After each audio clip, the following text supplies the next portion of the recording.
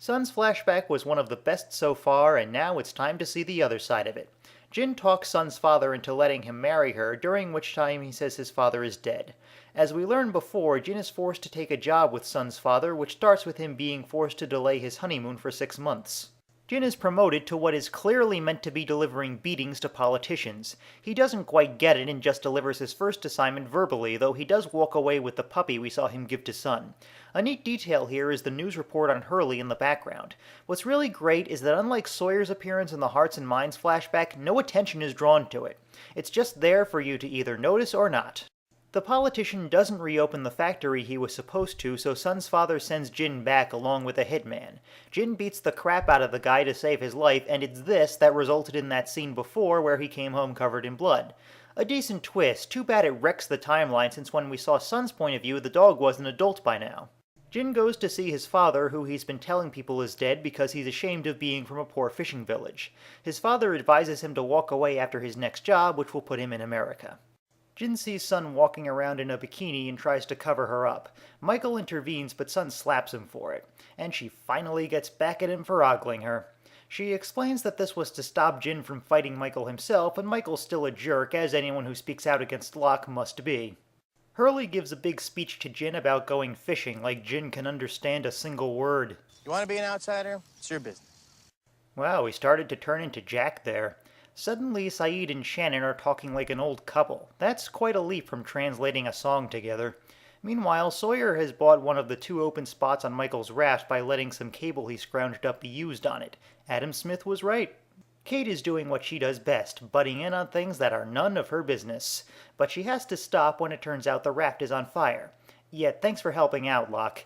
Michael instantly suspects Jin because, hell if I know, did he just forget about the dangerous native people who have already killed one person in the group?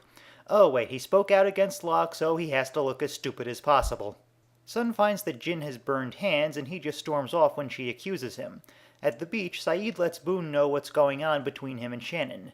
The hell with the soulmate he's been agonizing over for years, he's got a chance with a hot blonde and he's taking it. Saeed tells Shannon they should take a break, more or less, and she instantly figures out that Boone said something. She asks Locke where Boone is, but he just says that if she wants to be with Saeed, it's her own decision and she shouldn't care what Boone thinks. So as far as I can tell, he's trying to play them both against each other now. That actually could have led somewhere interesting. Too bad both characters will be completely irrelevant soon enough. Sawyer finds Jin and drags him back to the beach with a pretty neat sequence where we hear everyone's lines played backwards to show what this sounds like to Jin. Michael starts beating him up until Sun is forced to say that he's innocent, revealing to everyone that she speaks English. That period with Kate as one of the few who knew sure didn't last long, did it? And Hurley's still not stepping up as the supposed voice of the audience, so it's up to Locke to say what we've all been screaming for the last half hour. Why would any one of us block an attempt to get home? We're so intent on pointing the finger at one another that we're ignoring the simple, undeniable truth that the problem isn't here, it's there. They've attacked us, sabotaged us, abducted us, murdered us. Maybe it's time we stopped blaming us and started worrying about them. We're not the only people on this island, and we all know it. Don't make me whack you on the head to make you agree with me. And Locke, about why anyone would destroy a way off the island, one day the owners of a certain submarine are going to want a word with you. The destroyed raft ends up being another bonding experience for Michael and Walt, so that's nice. Maybe the writers are done punishing him, you think? Jin silently packs up to leave Sun, and finally she shouts at him in English that she was going to leave him, but then changed her mind when she saw how much he still loved her. And frankly, I have no freaking clue what's going on here. Is she actually shouting in English, or is this a translation convention like Saeed's flashbacks? If it is really English, then why is she doing it? And if it's not, then why is it employed here and nowhere else? As far as I can tell, the producers have never addressed this, so I'm forced to assume it's one more deliberately confusing thing that they think makes them deep. Shannon takes Locke's advice and hooks up with Saeed. Nadia who? Locke plays backgammon with Walt again, which is a good deal creepier after what he did in Hearts and Minds.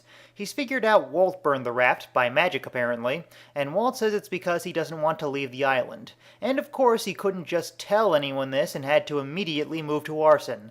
Locke's had more of an effect on him than I thought. Jin offers to help build another raft, which leads into another ending montage. At least this one has a good twist when the batteries to Hurley's CD player run out.